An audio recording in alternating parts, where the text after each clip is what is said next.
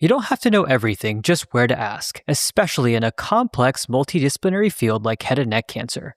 On Primum, fellows and oncologists get fast one-on-one answers from experienced oncology specialists, helping you show up prepared and confident. And it's completely free. Sign up today at primum.co. Hey friends, this episode of The Fellow on Call is not meant to be used for medical advice and is intended for educational purposes only. Patient information has been modified to ensure privacy. The views expressed in this episode do not necessarily reflect the views of our employers. Enjoy!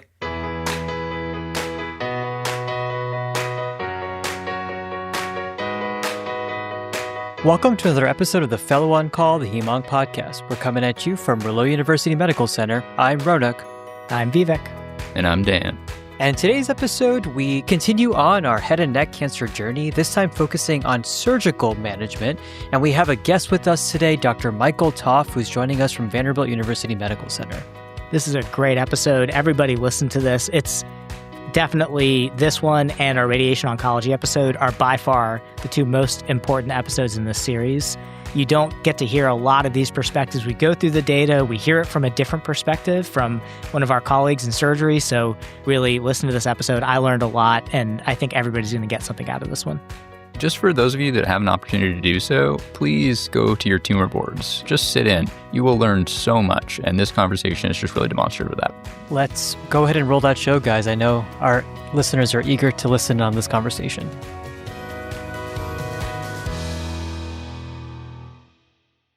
Guys, we're really excited to welcome a guest to the show today for our discussion with ENT. And today we have Dr. Michael Topf, who's an associate professor of Otolaryngology, Head and Neck Surgery at Vanderbilt University Medical Center in Nashville, Tennessee. Mike, welcome to our show. Thanks so much for being here. Thanks for having me. It's a true honor. Mike, do you want to tell our listeners a little bit about yourself? And then we always like to ask our guests a fun fact about themselves. Yeah, so head and neck cancer surgeon at Vanderbilt University Medical Center in Nashville, Tennessee. I'm in my 7th year of practice, and as you all know, these head and neck cancer patients teach you a lot. So I am most definitely still learning on a daily basis. I did my residency at Thomas Jefferson in Philadelphia and then fellowship at Stanford in California. So I've had a privilege to take care of head and neck cancer patients all across the United States. Grew up in Rochester, New York, and have truly lived all over, but really enjoy taking care of patients here in Middle Tennessee. Something fun about myself, I have 2 daughters, a 4-year-old and a 2-year-old, and expecting number 3 in the next 2 to 3 weeks or so, maybe even today, who knows? Wow, congratulations. That's awesome. Get ready for the no sleep again. I just got off of that, so we're sleeping through the night and everything's a lot better now, but it's great. It's like being a second-year resident all over again. Yeah, That's right. That's right. So what I hear is that if your phone goes off and you disappear off camera, we're just going to cut the recording there and we'll still call it a win. Yeah. Congrats. That's really, really exciting. Thank you. We've talked a little bit about the role and the importance of our surgery colleagues in the management of head and neck cancer. Now that we have Mike's ear, I think we should go through maybe a case or two to illustrate some points of things that we've previously discussed that will really highlight the role that surgery plays. So do one of you want to kick us off with a case and then roll into our first question? We're going to divide up this episode based on anatomical region. We've talked about this with our listeners. When you're thinking about head and neck cancers and these squamous cell carcinomas that we're focused on here, it's really important to consider the site of disease and understanding the site of disease. So let's start with the oral cavity. So let's say that we had a 58-year-old male, heavy smoking and alcohol history, who was diagnosed with a floor of the mouth, ventral tongue squamous cell carcinoma. And on imaging, there was concern for cortical erosion of the mandible, and he was clinically node negative. We're starting off with this case, and that's what I want to use to frame our discussion. But before we get into this actual case itself, Mike, can you tell us, a patient comes to ENT clinic, maybe they have a mass that they notice in their tongue or a cervical node or something like that, and you get this referral and you see this new patient. How do you go about approaching the discussion with that patient, getting the F&A? What kind of exam do you do when they meet you in clinic?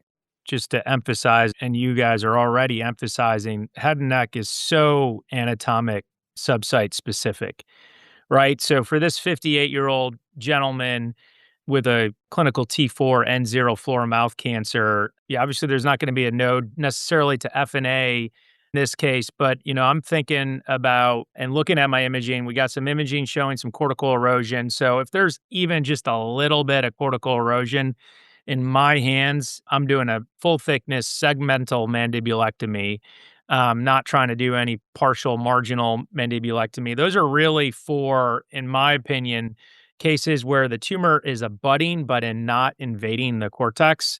In my opinion, if you have some cortical erosion, we're in the marrow space, that patient needs a segmental mandibulectomy. For this T4N0, I think what I'm thinking about is posterior extension into the tongue. Okay, so is this tumor, it's probably going to be pretty fixed because there's some cortical erosion. How far into the tongue is it extending? Because if it's really far anterior and kind of along the mandibular alveolar ridge with a little bit of floor mouth involvement, that's a completely different functional, long-term functional outcome than if there's significant extension into the ventral surface of the tongue and I'm going to be doing a half the anterior glossectomy. That patient's just going to have a lot more difficulty with articulating, with communication, with eating and drinking, et cetera. So for this patient, that's kind of what I'm thinking about on exam. And then I'm kind of starting to look at other areas of the body that you may not think about, like their legs for a potential fibula free flap, or their arm or scapula or radius. So I'm starting to think about the best way to put the patient back together. Yeah, let's stop there for that because I think that was the question you're looking for. I've got a lot of thoughts about oral cavity cancer in 2026. It's a really exciting time to take care of head and neck cancer. So I'll let you ask your next question, though. I'm a little bit curious. We often hear surgeons talking about margins, and it's very hard for at least myself to picture how you guys even assess for adequate margins in the oral cavity. Could you kind of talk us through what you're looking for? What do you classify as an adequate margin? And is there a role for frozen section that's done in the OR? And how does that influence your decision making? A lot of questions there, but everything surrounding margins. Sure. And this is a particular area of interest and excitement for me.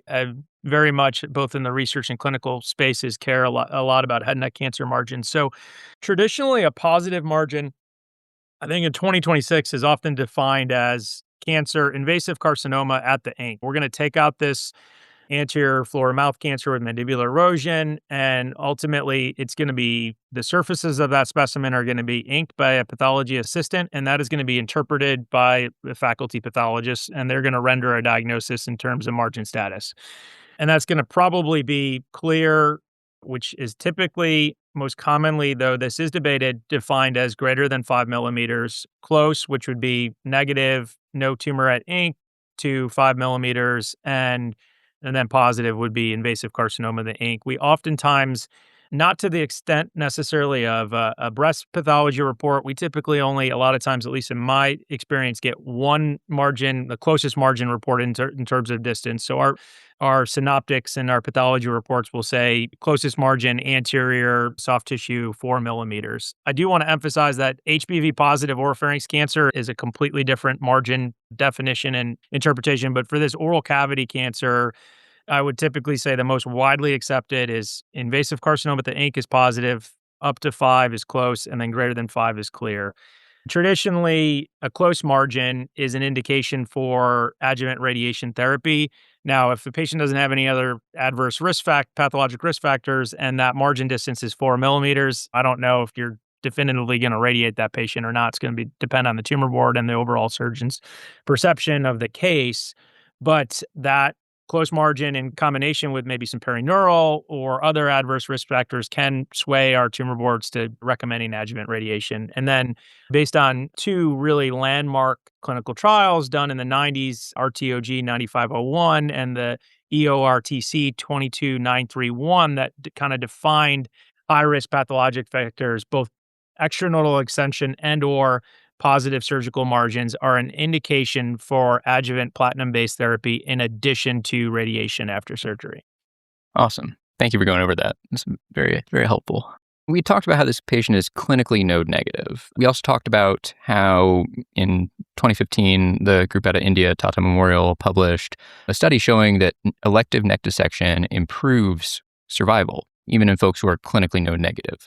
How are you deciding who's going to get that elective neck dissection? And is there a role for something like a sentinel lymph node biopsy like we see in breast cancer in these patients?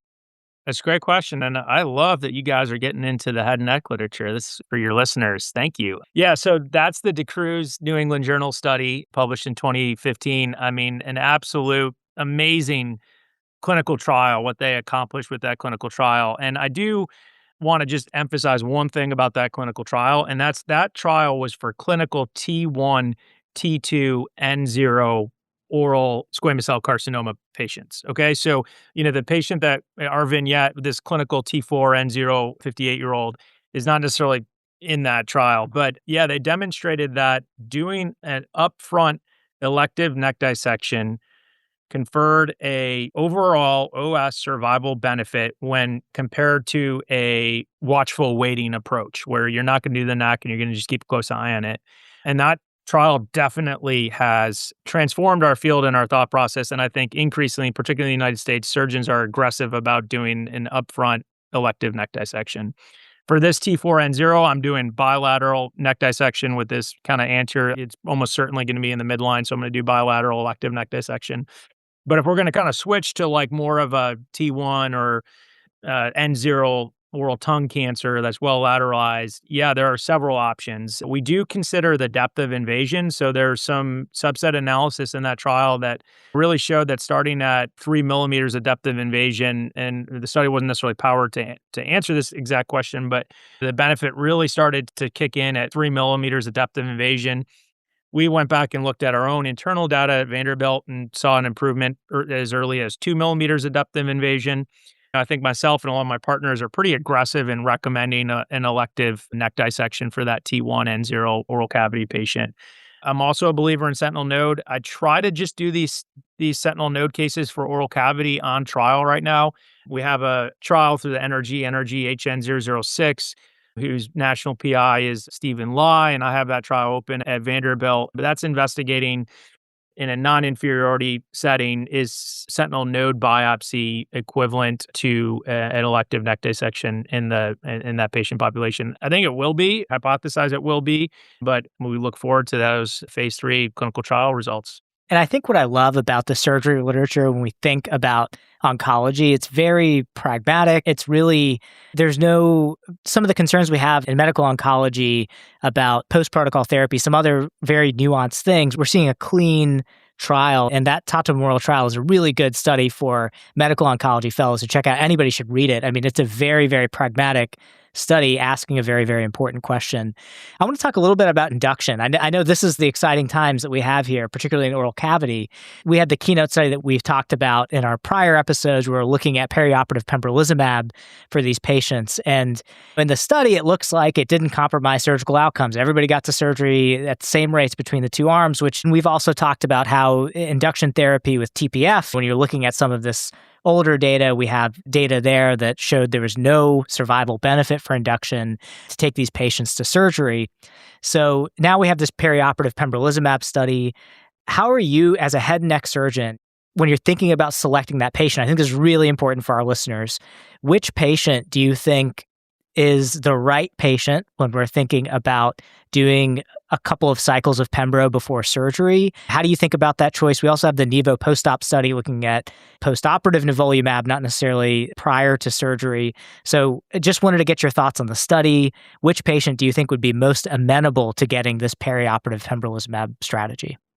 Awesome. I'm so excited you guys are up on these two super recent head and neck studies with Keynote 689 and Nivo post-op. And yeah, so for the perioperative pembro, I mean, I just want to say how exciting it is in head and neck cancer. We haven't really had an advancement, a practice-changing clinical trial like the Keynote 689 trial in a couple decades, right? We thought that cetuximab was going to work out, and I'm not sure if you guys talked about de-escalate or 1016, but that was a big swing and a miss. And we thought that, I think it still needs to be investigated, and the timing's really important. But immunotherapy added to definitive chemoradiation for non-surgical patients was going to be a huge home run, and it just hasn't panned out quite yet. But this perioperative immunotherapy, giving the patient 2 cycles of pembro prior to surgery and realistically delaying their surgery, depending on how quick your disease team can work, 4 to 6 weeks to show a event-free survival benefit. I want to clarify, it's still not demonstrated an OS benefit, but an EFS benefit. The really provocative aspect of things was that it was most of the improvement in events were distant metastases, right? So that's kind of cool and exciting. We did see about 10% of the less patients getting high risk pathology and needing adjuvant cisplatin-based therapy. That's exciting as a surgeon as well. But for this patient, you start with the inclusion criteria. We're talking stage 3, 4, mainly HPV negative head and neck cancer. So you're really looking at your oral cavity, like our patient in the vignette, or your larynx cancer. When I'm evaluating these patients, a lot of times we're repeating biopsies now, right? We need that PDL1 score, CPS score 1 or greater. Personally, I do see a little bit, it's going to be explored in the coming years, but I do see more robust pathologic responses in the higher CPS score patients. So I think that those patients greater than 10, maybe greater than 20, and they did do some subset analysis on the greater than 10s in the paper. Those are the ones that have to seem to get a little bit more benefit. But the first case I did was first case at Vanderbilt 689 case of Vanderbilt was a CPS of 5 clinical T4 N0 larynx cancer. And it was a complete pathologic response. Incredible. After 2 cycles of pembrolizumab. Really, really, really exciting. But the overall kind of performance status of the patient is really important. What's the airway? We're talking about head and neck cancer. Airway is a consideration. Do they have a big supraglottic tumor, and are they going to need a trach to get to pembro? Or in that case, maybe I am thinking a little bit more about going straight to a laryngectomy and skipping the first 2 cycles. What's the social situation? A lot of these patients can be challenging socially, and sometimes it's just a bit safer to get them straight to surgery rather than 2 cycles of immunotherapy. But every chance I get, I am giving the immunotherapy. I will say, when you look at some of the subset analysis of that trial, and this is, again, completely exploratory, the T4s appear not to respond, have as much benefit as the kind of T1 through 3s. So just something to think about. And I have seen that. I shared my first patient, but definitely the T4 oral cavities maybe not responding or not benefiting as much. And those are the ones that we do worry about to some extent, because those can become unresectable in that neoadjuvant window. I think in the interest of time, Mike, I want to pick your brain now a little bit about the oropharynx. We've sort of alluded to this a few times in our discussion so far. And as you also mentioned, our approaches are a little bit different, even though we're not moving that far from where we were just discussing. So let's say we had a patient with P16 positive tonsil primary, a small T stage, limited ipsilateral nodal disease, and typically we would say that this is a patient that could either go to chemoradiation or go to surgery. For a long time, even when I was in fellowship, a lot of conversation was about chemoradiation for oropharynx cancer. And that's because of all of the surgical outcomes that were incredibly morbid. And we were learning more about transoral robotic surgery, or TORS as it's described. Could you tell us a little about what this is and how you utilize this, and what sorts of patients you think are best served by this sort of surgery? You're completely right. Traditional open approaches to the oropharynx were associated with significant morbidity. And that is a main reason why, for decades, the disease was managed, even early stage, the disease was managed with non-surgical approaches with chemoradiation. And it works, particularly for HPV-associated. I want to emphasize probably first that if we're talking about an HPV-associated oropharynx cancer with a low volume of disease, these are patients that are going to do well. The survival outcomes are equivalent between an upfront surgical approach with adjuvant therapy based on pathology, or a definitive radiation with or without chemo approach. And that is a 2 to 3 year disease-free survival of greater than 92%. Like, these patients have an excellent prognosis. So when you're evaluating these patients, it's about figuring out what the best treatment is for that patient. What's the toxicity profile? Because surgery is toxic, radiation and chemo are toxic, and it's about educating that patient in a multidisciplinary fashion about the toxicity profile and what they want to do. The thing about the surgical aspect of things, and I tell patients this, I'll probably say it twice this afternoon for new consults, is it's a little bit of a dice roll, right? I don't have those glasses that are going to show me that pathology report ahead of time, right? With okay success, predict what it's going to show, but I cannot predict reliably node involvement, extranodal extension, et cetera. I'm getting better at predicting which tumors I can take out with negative margins. That comes with surgical experience.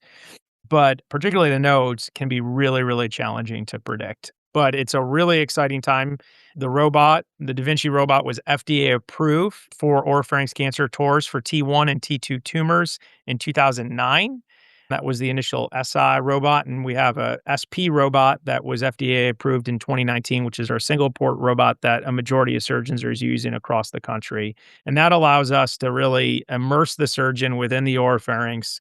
The primary tumor is removed transorally via intuitive Da Vinci robot, and then margins are analyzed, and then the lymph nodes are still removed via open approach with a neck dissection incision. And then we also do something called transcervical arterial ligation, where we tie off and ligate external carotid artery branches while we're doing the neck dissection to decrease the chance of major bleeding after surgery. Head and neck cancer is complex, and the toughest decisions often require perspectives from medical oncology, radiation oncology, surgery, pathology, and supportive care. With Primum, fellows and oncologists can ask experienced oncology specialists directly about cases, emerging data, or career questions and get clear, thoughtful answers in hours. Ask anonymously or by name and tap into the experience of more than 140 oncology experts, one-on-one and completely free. Join today at primum.co. You were getting at with if there is extranodal extension or positive margins on surgical pathology, that we'd still want to follow up those patients with chemoradiation. Is that correct? That is correct, though there is a lot of retrospective data that hypothesizes that perhaps extranodal extension is less of an adverse risk factor in the HPV-associated patient population. And I just want to emphasize that those two trials that we mentioned earlier, the RTOG 9501 and the European trial, corresponding European trial, very few. It's estimated that less than 10% of the patients on that trial would have had HPV-associated oropharynx cancer. There is a phase 3 trial that has completed accrual called Pathos, which is an international trial, but mainly out of the UK, that is investigating the need for platinum-based chemotherapy for patients with extranodal extension. And I would hypothesize, based on some of the retrospective data and exploratory data, that patients with extranodal expansion and HPV-associated oropharynx cancer, they're going to do worse. We know that, but that the platinum-based chemotherapy is not going to improve their outcomes. But we'll see. Yeah, I mean, de-escalation is always a really key thing, especially in head and neck. So that's pretty exciting. Yeah, potential opportunity to spare a third modality is really attractive to surgeons and potentially patients. All this logically makes sense when you look at it. To get these outcomes of the extranodal extension and the positive margins is a pooled analysis of these two trials. It wasn't that individually we had to look at a larger number of patients. And when you need that many patients, it makes you wonder, which subgroup is actually benefiting from that within that group. And so I think it's very, very logical. And I think one of the things that, just to end the discussion on oropharynx, just the last point or a question that I have, what features would make you as a surgeon say this patient should not get upfront surgery? They should definitely go that chemotherapy radiation route. We talk about locally advanced tumors. Just wanted to get your thoughts on how you define that when you say, hey, look, this is not a patient I would take for upfront surgery. We're talking about tonsil cancer. We're talking about base of tongue cancer. So for a tonsil, significant soft palatal extension, if I try to take that tumor out, I'm going to cause some VPI, some velopharyngeal insufficiency, and the patient's not going to like me. If the tumor's fixed, I'm probably going to have, and doesn't move well, I'm probably going to have issues with getting an adequate deep margin on that superior constrictor.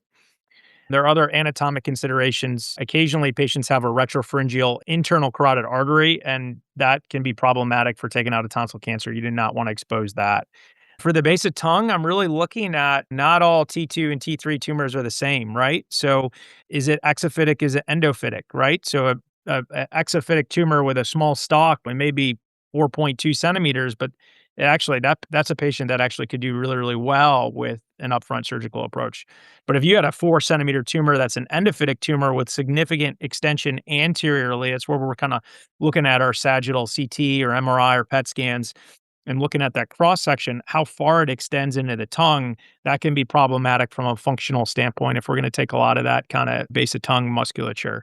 So those are a couple anatomic considerations for the primary site. I really try to avoid triple modality therapy if possible. So if there's gross radiographic extranodal extension, or if there are, sometimes even if there are 2 or more lymph nodes clinically on the scan, depending on the patient's age, I'm steering that patient towards definitive chemoradiation because they're going to get chemoradiation, albeit at a slightly lower dose anyway in the adjuvant setting. Those are really, really nuanced and complicated decisions. And at the same time, it's really, really rewarding and interesting to take care of these patients because it's a big decision. Yeah, and so this just really emphasizes the point that for a cancer, like head and neck cancers that require such involved multidisciplinary care, tumor board is essential for kind of making these decisions as a group. And kind of sticking with the theme of difficult surgery, we wanted to talk a little bit about larynx as well. We've been taught that organ preservation is such a priority with larynx cancer, obviously. We're thinking chemoradiation in a lot of these patients with total laryngectomy, kind of more of a salvage maneuver. Is that generally correct? I think at most centers in the United States, that is a generally correct statement. Yep. For your early and non-T4 advanced larynx cancer, we're thinking about organ preservation. For your T4s, I want to emphasize one thing. Understanding the function of the larynx is also really, really important. So if the patient has a tracheostomy and a feeding tube, because they've been evaluated by a trained speech language pathologist and are deemed that they are aspirating on multiple different consistencies, it is unlikely, it is pretty rare for a larynx to go from non-functional to functional. Like the chemotherapy and radiation therapy is probably, it has a high chance of cure, but it's probably not going to improve function. So if the larynx is not functional to begin with, that's actually, even in a T3 setting, a patient that I'm actually thinking a little bit more about upfront surgery, plus minus perioperative pembrolizumab, as we just talked about, followed by any adjuvant therapy based on pathology. And I just want to emphasize that's where that's where the speech language pathologist is an absolutely critical member of the care team. And I think that's so important. We talked about the RTOG 9111 study and the older VA study. And when we're thinking about larynx preservation, we talked about chemotherapy and radiation, no overall survival benefit because we can potentially salvage some of these patients with laryngectomy if they do have relapse. But one thing that's not written in that study that you may not see as a medical oncologist if you don't see a lot of these patients, and it's very variable how many of these patients you'll see in training, is that this idea of the function of the larynx is so important. And it's not something that you can read about or necessarily know about without treating enough of these patients and having this multidisciplinary conversation. And so I really want to highlight that again, that using our colleagues in speech language pathology, talking to our surgeons, talking to radiation oncologists, as medical oncologists, we're sort of giving the assist to the other modalities that are curing the patient. We're not really, our systemic therapy is important, but the primary modality of radiation versus surgery is very, very critical for these patients. And quality of life is also incredibly important for all of our patients that we're treating with head and neck cancer, particularly in the larynx. Mike, just to continue this conversation a little bit, let's talk about recurrence and specifically isolated recurrence. Let's say it's isolated recurrence in the neck after they've already received definitive chemoradiation. Is there a role for surgery here, or do you almost always recommend systemic therapy? How do you talk about this in a multidisciplinary fashion? Yeah, typically for head and neck cancer, oftentimes you only get to play that radiation card once. It is really, really challenging.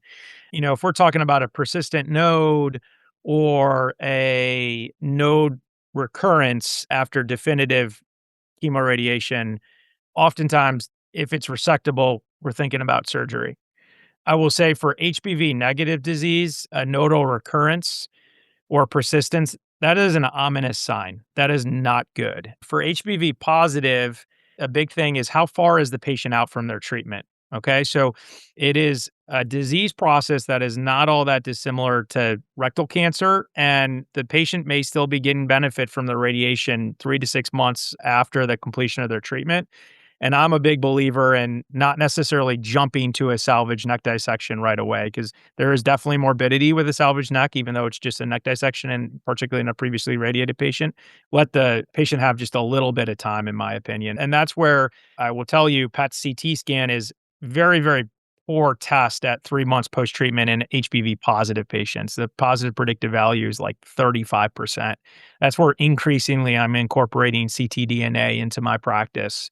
We're a little bit farther behind than other solid malignancies that you all talk about on this show, but the HPV positive ctDNA is starting to be used in more and more centers, and I like to use it particularly in that kind of indeterminate nodal response HPV positive patient. And if you have an HPV negative patient, they got definitive chemotherapy and radiation, they get a PET scan, 3 months later, it's hot. Do you just repeat the PET and try to see if it cools off with time? How do you think about that in your clinic as a surgeon? I'm a little bit more worried about the HPV negative patient. So the HPV positives have a slower radiologic involution. I don't have the number in front of me, but the positive predictive value for a PET at 3 to 4 months in the HPV negative patient is actually higher. I'm probably, as a next step, either getting a FNA of that. You're having a conversation with the patient because some patients just want it out, but that is a completely different disease process. And you're either doing a needle biopsy, taking it out, or very closely watching that with repeat imaging in maybe 2 months. You had alluded to sort of the difficulties of working in a previously irradiated field. We kind of talked in one of our episodes about how it's kind of like there's been so much scarring at a microscopic level in folks who've been radiated. What are the difficulties that you run into when you're trying to operate on tissue that has been irradiated?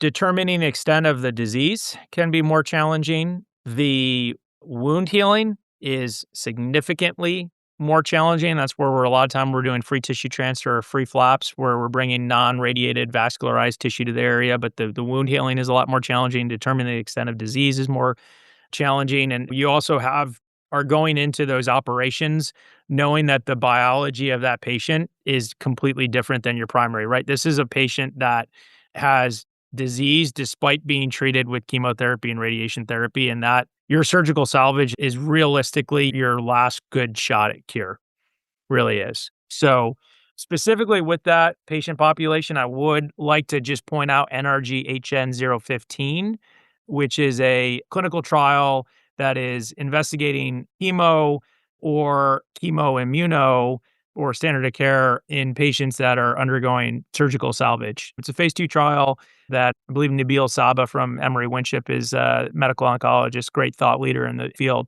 is the PI. And I think that's a really important and high risk and vulnerable patient population to study. That's a patient population that needs help. Mike, I want to ask you one final question, and this is for our listeners that may not have the opportunity to be practicing at a large academic center as you do.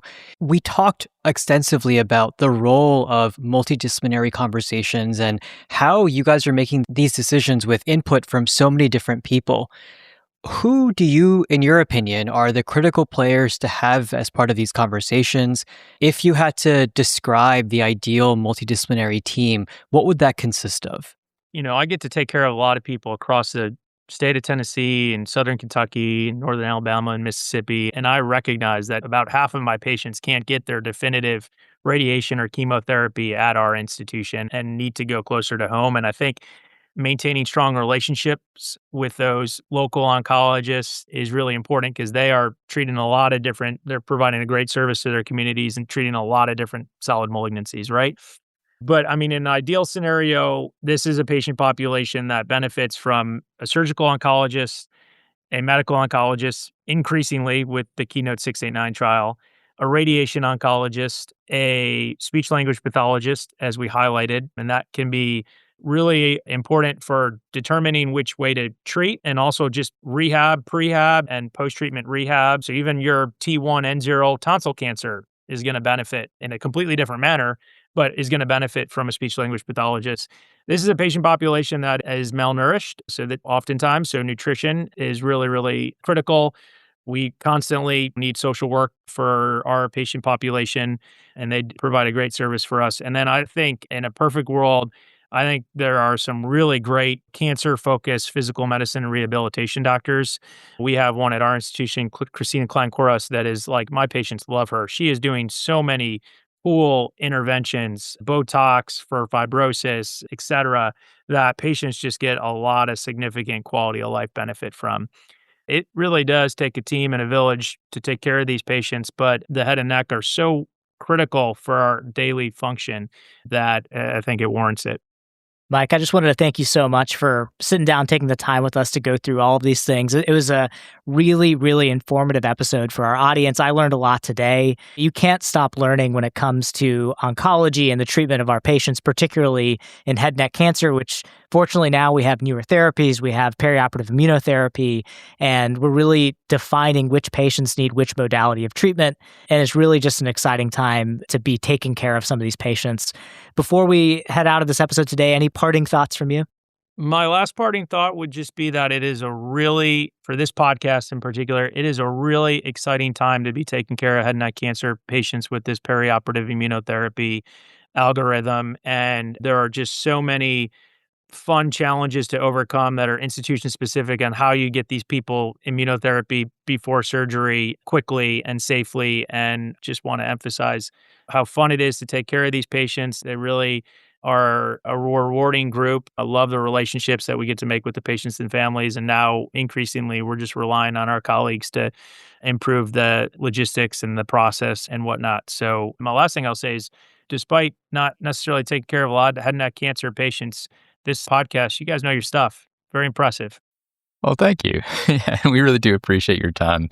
It's been a great conversation. And I think that wraps up another great episode of The Fellow on Call. So until next time, guys, we'll see you all later. See you later. Peace.